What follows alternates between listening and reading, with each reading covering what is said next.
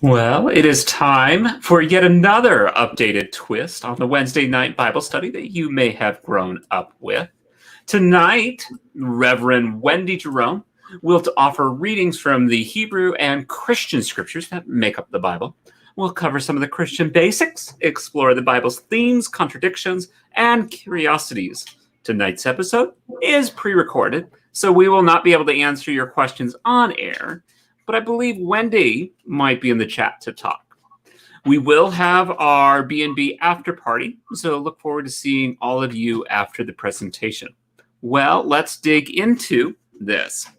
This peaceful bit of poetry will transport you straight into the apocalypse. Let's look tonight at the age-old document of Revelation and the horrors within, its misuse, and some of the recent revelations, see what I did there, from the world of archaeology and scholarship. Well, Wendy, shall we get started? Let's do it. Woo! This book, first of all, I want all of you very intelligent people to know that I'm not an expert. I've been reading on this. The first time I read this thing, I thought, oh, this is nuts. What kind of mushrooms are these people eating or smoking or whatever you do with mushrooms? Because it's wacky, the imagery in it. And probably when you read it, you saw the imagery in it. It was absolutely nuts. It's like a roller coaster. It's like Alice down the rabbit hole. It's like, oh my God, too much is coming at you. What's happening? Really? It can be broken down, however. I did that with the help of a couple of good scholars, and I'll let you know who they are and what their books are in case you want to read further. It turns out that this little thing, the revelation of Jesus Christ, is actually a very early document, and it confirms for us how popular apocalyptic visions were in even the beginning of this, first in the Jewish world and then in the new Jesus movement, because the imagery in it is drawn from Jewish imagery and drawn from Jewish apocalyptic material, actually. And the scholars who've worked on this little document are pretty sure, by the way it's written, that the person who wrote it down, and he may have been the guy that, I mean, he was obviously a poet with extraordinary, Justice was right to call it poetry, that he was a poet with extraordinary abilities in creating imagery. He was Jewish by birth. And the way he handles his language lets you know he's a kid who grew up speaking Hebrew and Aramaic. So that's just his compositional style. So we know that he's coming from a Jewish background, probably since this is all being created, and we think at the end of the first century. Okay, Jesus dies at the year 30. This could be of appearing like around the year 90 or so. His followers would be familiar with all of this Jewish imagery, and they would get what was going on, okay? Now, we have a couple of different views of what this thing was written for. It's pretty peculiar. For starters, there's a lot of blood in it. Oh my gosh. Well, it turns out, if you think about the early Christian ceremony, which we now nice up and we call the Lord's Supper or the Eucharist, was this symbolic dinner in which you're sharing wine and bread, and you're pretending that it's Jesus's blood. This was actually probably a piece written for worship. It was not meant to be a part of Scripture, but somehow it got stuck in there in Scripture. And the very frustrating thing for many of us is people will tell us, oh, I'm a good Christian, and the only material that they've read from the Greek scriptures, all the letters of Paul, the Gospels, Acts, right? The only thing they will have read is this one little book, Revelation. It's not that long, but it packs a punch. And that's what they understand Christianity to be. It doesn't have anything to do with Jesus's teachings. But it does let us know about the desperation of the community that was very much taken with Jesus and John and spun off into this Jesus movement that's going to be later co-opted by the Romans and become a large world church. Okay, spooky little thing. Maybe we'll just flip up a scary picture that you may be familiar to you. It's a picture Albrecht Durer drew, the 4 horsemen of the apocalypse. My gosh, there they are, riding the people, bringing plague, famine, war, lust. Terrible, terrible, terrible. This is what is going to happen. A great punishment is coming, going to be unleashed in the world. And of course, the exceptional group who is hearing from this Jewish worship leader are going to be saved because they will have listened to Revelation and they will have smartened up. Okay, the 4 horsemen of the apocalypse, various little beasts, are only one of 500 different images in this little poetic gem. 500 different images. Here's the surprise. We think of those as Christian images, but they're all drawn from Hebrew scriptures background or from extra-canonical Hebrew material. So like they come from Zephaniah or Ezekiel, the flying stands are from Ezekiel. And the number symbology, the only thing that's moving to a new space, the number 7 is magical in here because 7 is made of 2 perfect numbers. 3, which stands for heaven, earth, and hell, and 4, which stands for north, east, and south, which is a description of creation, all right? 3 is a perfect numbers. 2 is because we have Adam and Eve, right? There are perfect numbers. 1, 2, 3, 4, 5. You're not going to put a 5 in this one. 6 is definitely a bad number. It's imperfect. It doesn't make it. So you may know the number 666 appears in here, and people will do all sorts of mathematical figuring out to try to prove that it's the Emperor Nero. But the Emperor Nero hadn't come on the scene yet when this thing was composed, as far as we know. And 666 usually just stands for human being because we're imperfect. Beings are imperfect. Right, but we're pretty imperfect. Well, I'm going to show you an outline of the whole darn thing because it is huge and weird. Let's look at that small outline. If Justice will flip it up for a second here. Here we go. There are actually 3 parts to this goofy thing, and you get totally confounded if you try to read the whole thing because it starts out in a very kind of calm little way. Well, chit chat. Here I am. I'm John. I'm in the island of Patmos, and I'm either in the island of Patmos because I'm hiding because in the Jesus movement and they're after me, or I've been imprisoned there, whatever. But here I am in this and I'm in this little cave, and this angel shows up. This angel says, "Hey, start writing, okay?" And so I start writing. Sounds very homey, nice little homey, practical little thing going on here. It's very short, but we just have this angel shows up and says, "Here, start writing, da-da-da-da." And then all of a sudden, we move from the first little quiet chapters 1 through 3. Blam, we're in heaven. And we start seeing a series of really strange images, okay? All of a sudden, Jesus appears. Now, this is not the Jesus that most humanists are interested in. Humanists tend to be interested in, what was he teaching us about how we should live our lives? No. This is it's a dead lamb that is living and is speaking and is acting. Jesus is now a slain sheep, okay? And there are these heavenly elders, okay?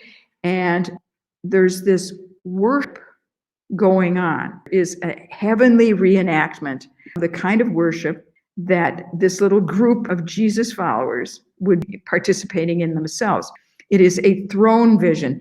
And you all know throne vision, because I think David Breeden and I have talked about in the past, in ancient, this is as old as any human text, the ancient dragon and hero myths from the ancient Near East, the Tigris and Euphrates. What happens is the hero does his big, he goes out and conquers the dragon, or whatever it is. And then he gets honored by the other gods who enthrone him.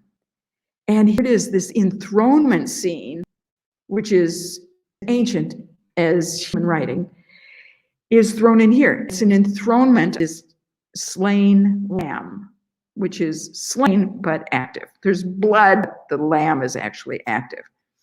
And then whoosh, all of a sudden, what do you know?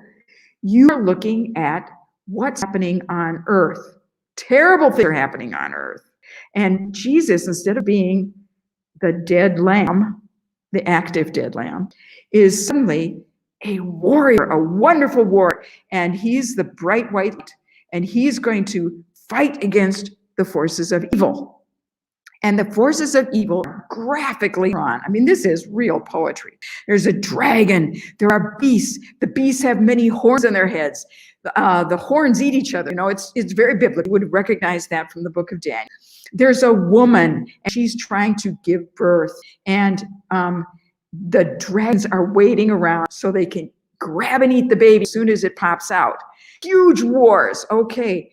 And then a war that, then there's a little stillness, and then we find out that the good guys are going to win.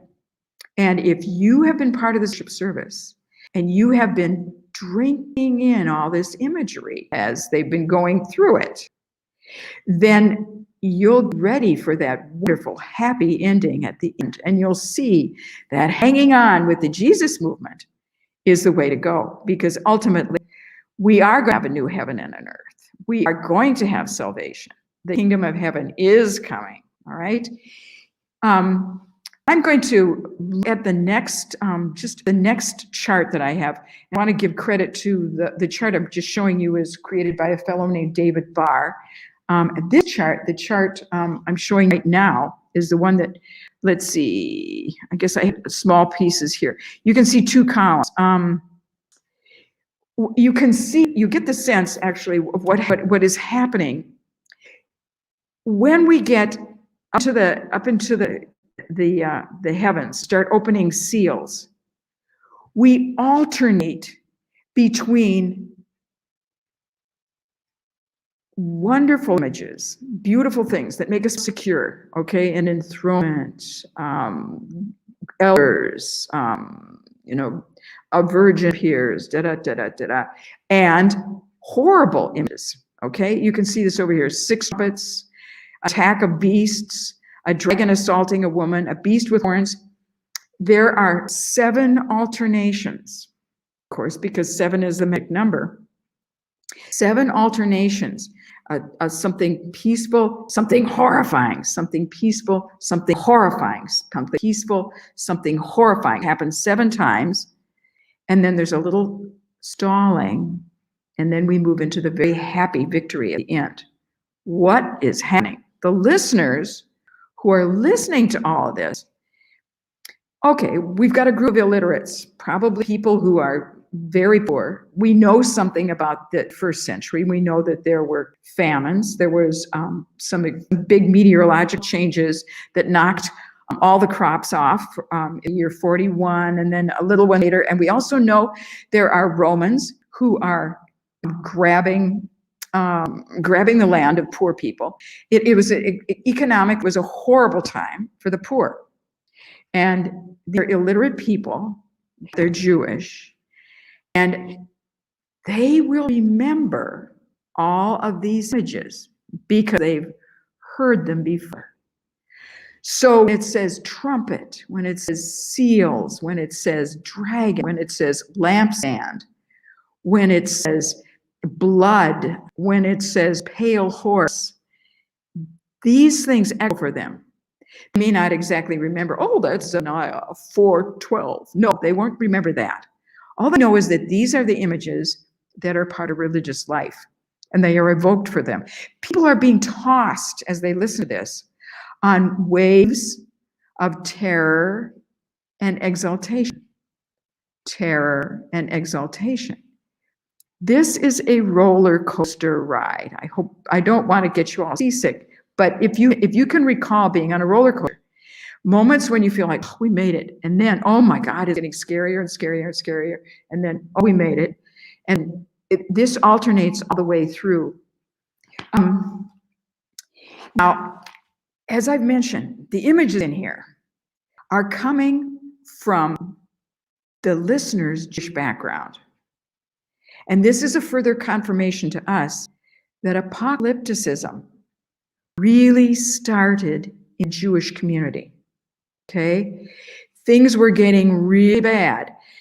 The Greeks conquered them. And, that's why the Maccabees had to beat up the Greeks. And, we have Hanukkah to celebrate the fact that they won against the Greeks for a little while. And then the Romans come in and bash them up and do horrible things. And what can I say? I think you're all familiar with the fact that the Romans were brutal. Romans would get angry at the Jews and they would crucify 200 or 300 of outside the Jerusalem.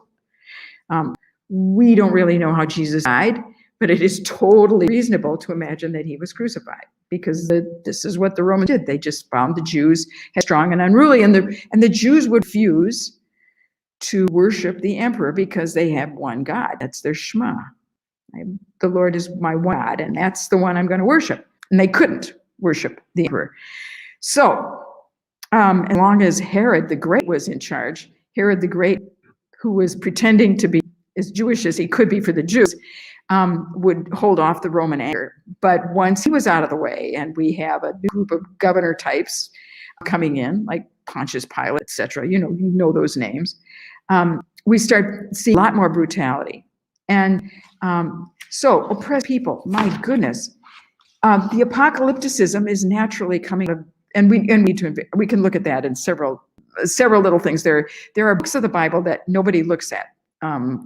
Second Esdras and the Sibylline oracles and things that we have found at Qumran and Nag Hammadi.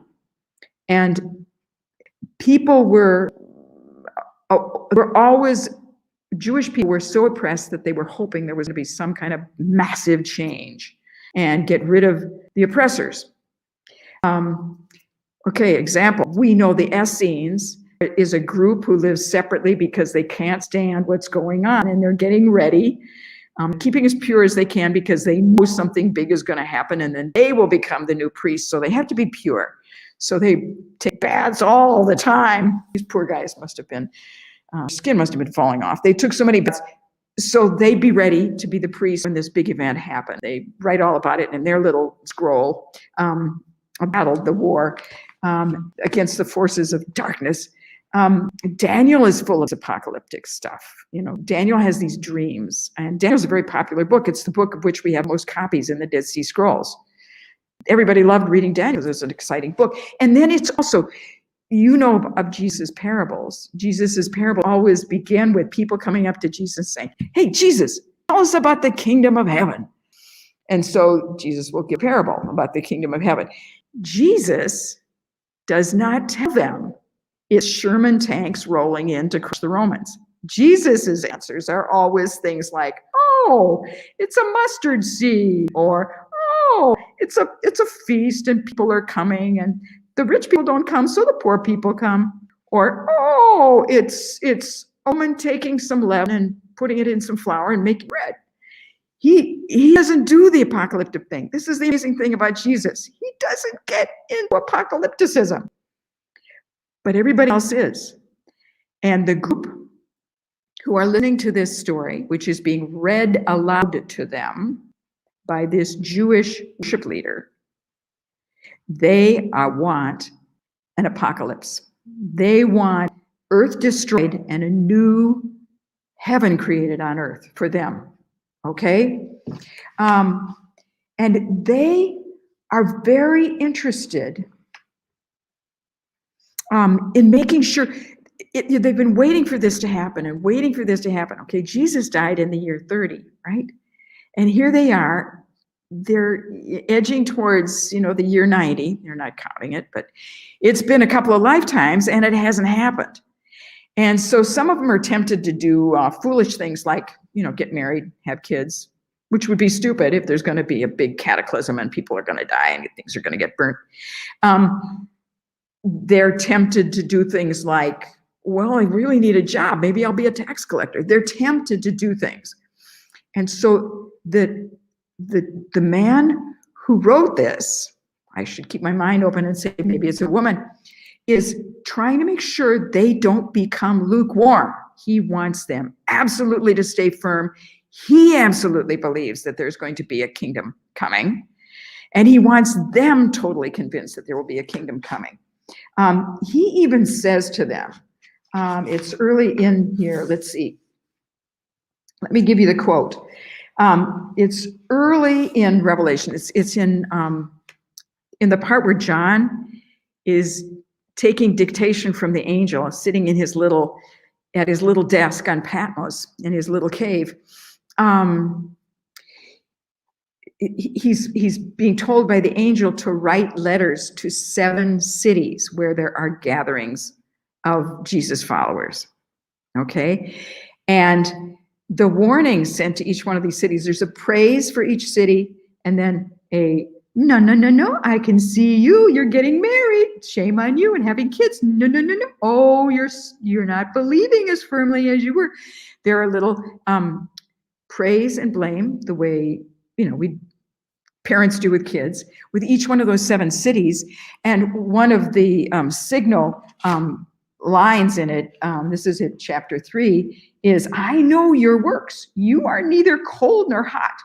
Would that you were cold or hot. So because you are lukewarm and neither cold nor hot, I will spew you out of my mouth.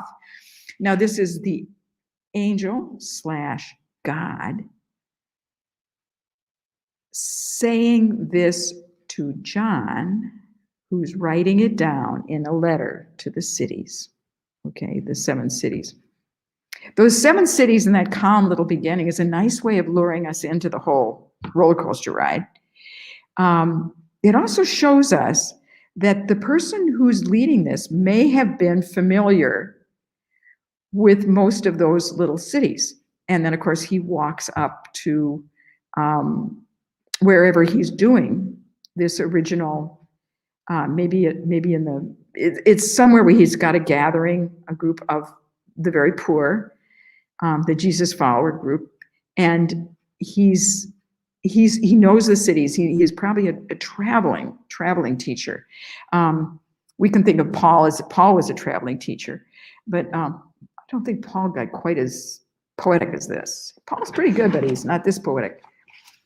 Okay, so I'm going to just talk in a large term about what this is. I'm not going to go into individual images. They are fun to take apart, and you can take them apart, and I can look them up for you because people have worked on them and found out where they come from and what they mean. But you're on an emotional roller coaster listening to this thing, vaguely connecting the images that are being thrown up for you. You know they're religious images. You know there's lots of blood. You know that they're right for your religion. This is a religious experience that you're having. This has been called, this little gem, Revelation, has been called a time machine. Because it takes the oppression that these people know historically. They know when they've been crushed and invaded by the Romans. They know when they've been crushed by the Greeks. They know when they've had personal bad things happen to them. It has them relive those crushing experiences, and then it reframes them for them as merely precursors to a great triumph and reward for them. It has been compared to what a therapist does when you are in therapy asked to go back to some incident that was traumatic for you. In describing it in a safe space with a therapist there, you are helped to reframe it so that you see yourself making sense of this trauma and see yourself building your life on ahead from this. You become successful out of this trauma. It has also been compared to the work that a shaman does. When a shaman goes with you on a journey that helps you see yourself fighting an old battle or a current struggle and helps you see yourself coming out victorious. Maybe the word abreaction in the therapeutic realm makes sense to you. Maybe many of you have read Clifford Geertz, the anthropologist, when he describes a shaman taking a woman she's been in labor for 12 hours. And he takes her on a journey into the earth, which is actually a journey into her own body. And she has a safe delivery. She works it through the course of this shaman's telling her what's going on with her body. She releases her tension. She delivers a healthy baby. It is often read in college because if you don't believe in shamanism, Clifford Geertz shows you that it really, really works. A good shaman can do a great job.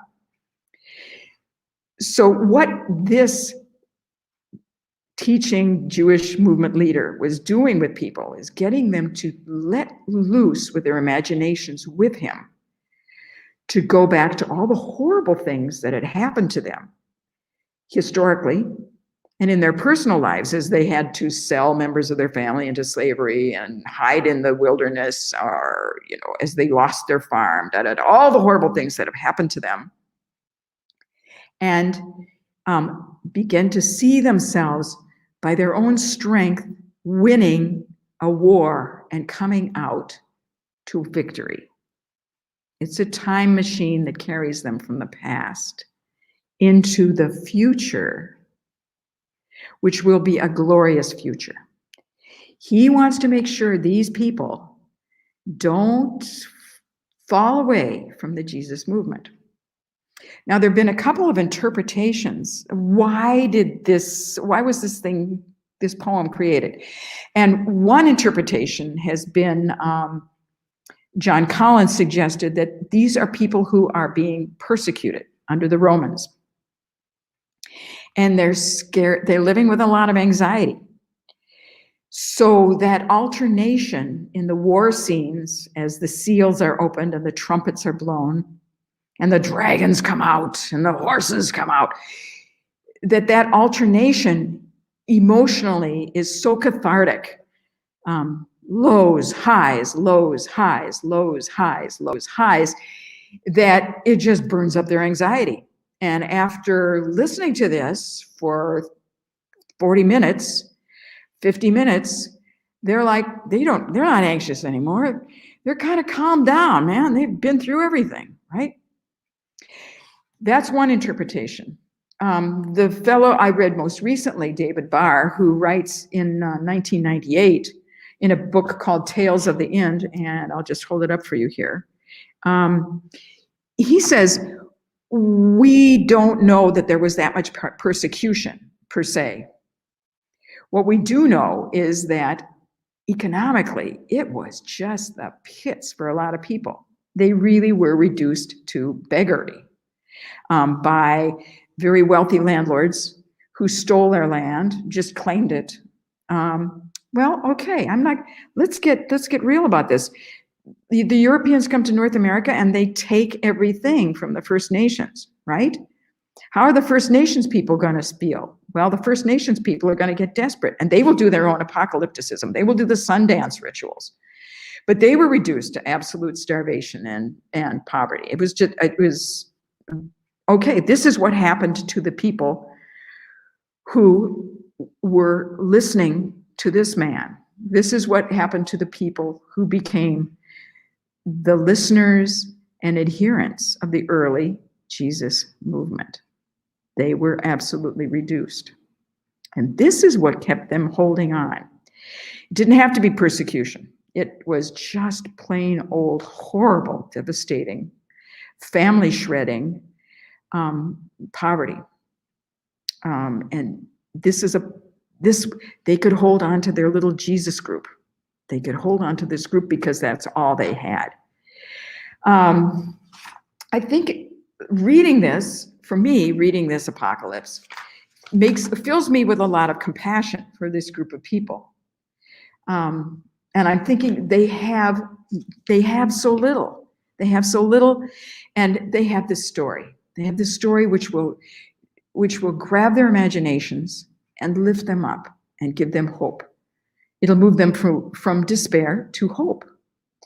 Near the end of this revelation, in chapter 10, one of the images is of eating a scroll. It's almost as if the leader who's reading this to this huddling community is saying, I want you to let yourself go, turn off that critical eye, stop questioning where these images come from. Don't try to search it out. I want you to just swallow this experience of listening whole.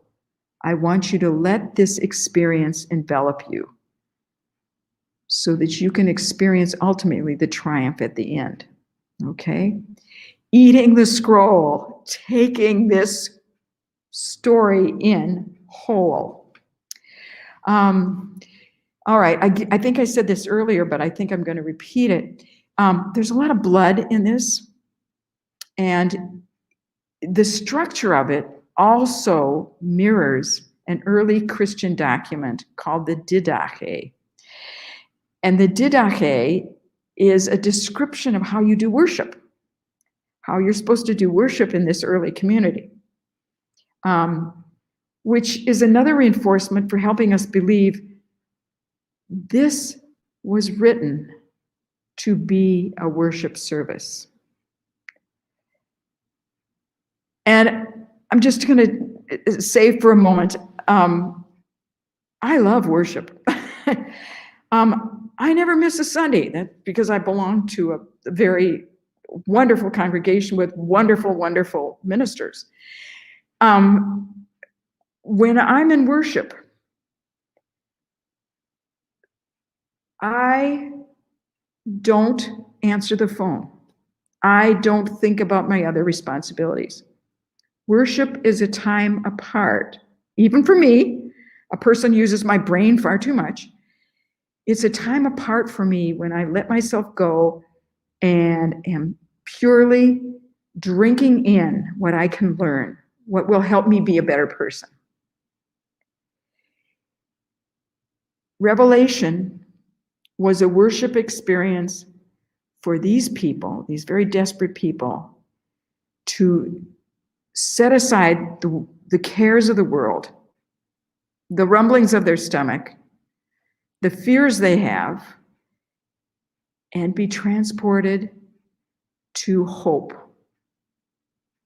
It is a very effective worship service for them, okay? It's not so effective for us because these images don't mean that much to us. You say flying lampstand to me, and that doesn't do anything except make sure my furniture is fastened down by gravity. But it worked for them, all right? I want to leave us a little time here, and I want to bring Justice back in to talk about how this book, Revelation, has been used in the Christian tradition. It hasn't been used for the same purpose for which it was created. So, Justice, can you join me and share some of your thoughts? Well, the book of Revelation definitely was a part of my childhood. And reading the Bible was a big part of my childhood. So it was all about the narrative as it went through the whole thing, and how it fit in its entirety. You take from the Genesis story, sin and the fall of man, and because of that, God is just in his retribution and need to destroy all of mankind.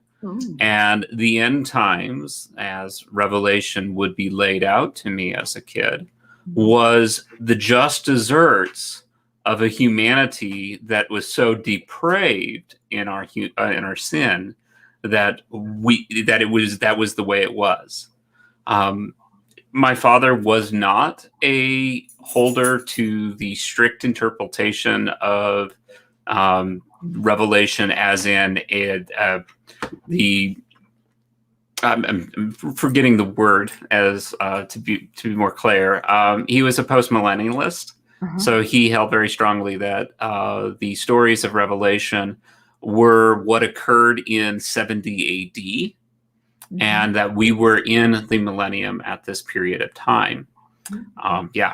But many of the people that I worked with very closely and I held were tribulationists who believed that the future was going to be exactly that of what we saw in the book of Revelation. And so reading the Bible and reading Revelation, I held personally very much that if my actions and who I was, if I was caught in sin, at a specific place, I did not want to be caught in that specific mode, because the book of Revelation told me that my life would have been a living hell.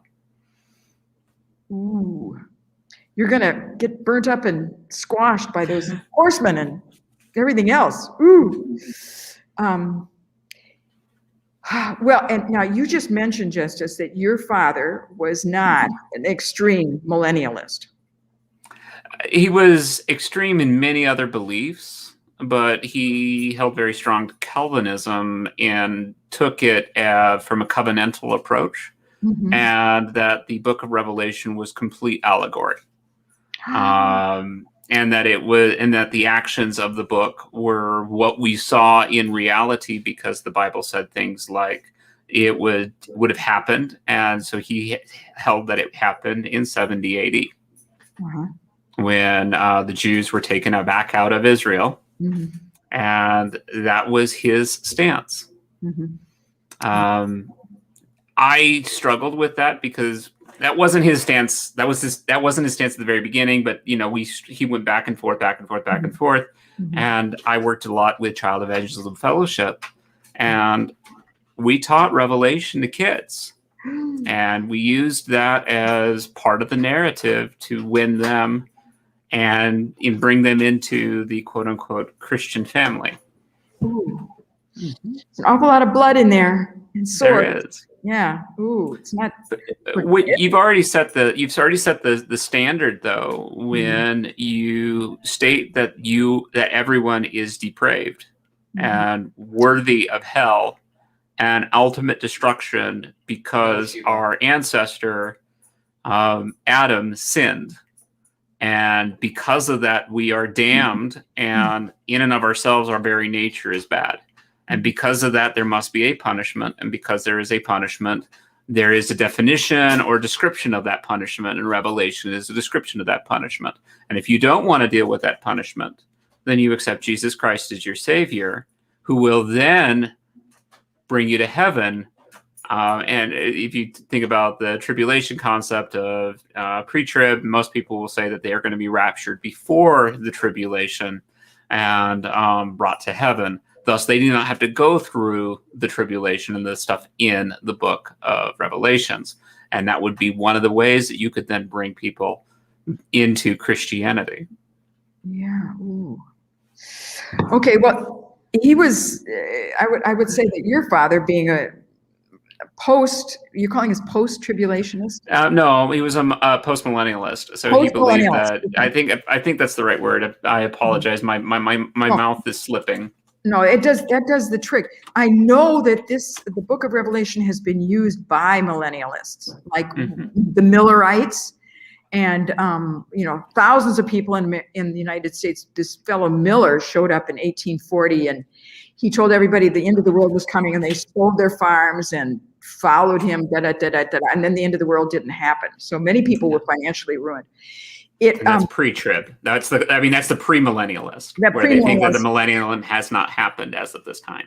Yeah, I think it was used by the Jonestown people. It's been used by a lot of wacky groups. Yeah. There were groups in the Middle Ages. There was a group of people in Germany in the I think the 16th century, 16th into the 17th century, who gathered in one town, and they were sure they were going to be lifted to heaven. Ooh, no, they weren't. So this book has cost the lives of thousands of people. I lived in pure terror, because when you believe that, and you believe that is who you are, and being trans, I did not, everything that was about who I was a complete affront to the God that I believed in, and to my family, and to everything. And so everything inside my soul screamed a specific way. But I had been raised and taught that that was the reason for my sin. Who I was the reason for my sin. And because of that, I had to live in as much focus. And so that was my life plan. I started working with Child Evangelism Fellowship at the age of 13, and was working in ministry and missions work, trying to do everything I could to deal with who I was as a person, and lived my life to burn out for Jesus Christ, because I wasn't going to risk the hellfire and the damnation that Revelation held in it, because of who I was as a person. And it is terrifying material, and it is used in such a way. And it's very easy for people to go, well, that's people like Jonestown, that's people like Waco, right? But that's not the way it is. It's primarily, many of the churches in America are pre-trib, and they do hold to this. And it is a very high concept that they use to educate and bring about the information around evangelicalism. This is the end times. We are living in the end times. This is the situation we are in. We are getting ready for the tribulation. We will be raptured at any moment now. And as such, we have a way that we must live to win as many souls before that happens. And that means you take whatever steps as you possibly can to make that happen. And Revelation fit perfectly within that narrative of, this is what's going to happen. And so, yes, it is definitely a thing. Ooh. Darn, you just wish this had never made it into the Greek scriptures and had been left as a worship piece somewhere, I mean, maybe lost, like, buried, like the Nag Hammadi or the Dead Sea Scrolls. Would have saved a lot of people's lives and a lot of suffering.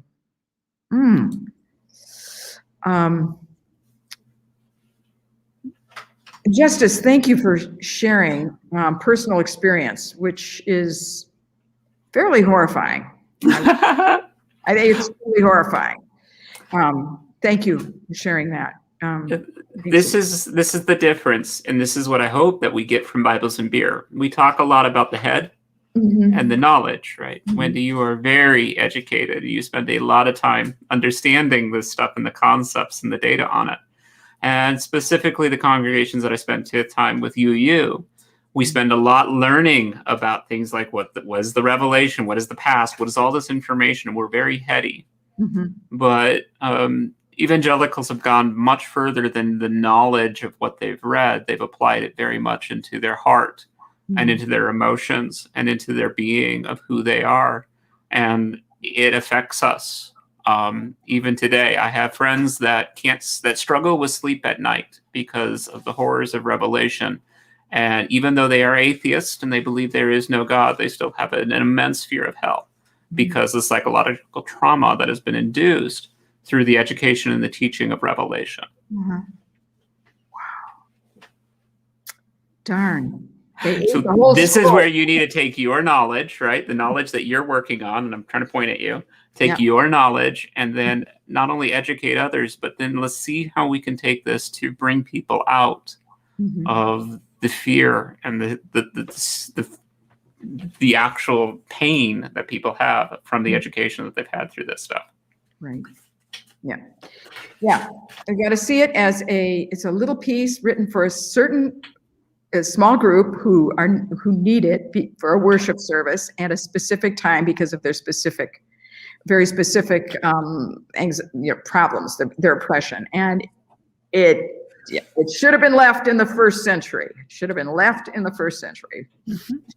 Darn. Oh man. How are we doing on time? I was just about to hit you up and say, did you have anything else that you wanted to cover, Wendy? I'll just to say that I have the sense that we may want to revisit this again because it is a biggie, and if it is still oppressing people today, we may want to revisit this. Yeah. Well, we're definitely excited to have you back in March. Definitely the end of March. We'll be excited to have you back. David will be back next week for Bibles and Beer. Thank you all so much for attending Bibles and Beer this week with Wendy. And thank you, Wendy, so much for doing this with us. Thank you. I really appreciate it. I've gone ahead and we've thrown the link into chat for our after party. And on Wednesday, Wendy, as we said previously, this is not live. This is pre-recorded, but the after party will be live, and we can connect. And I hope to see you there Wednesday night, Wendy, if you can. If you can't, we understand, but I will make sure that it's up and operational. And excited to talk and get what your thoughts are on our conversation about Revelation. Thanks all. Thank you.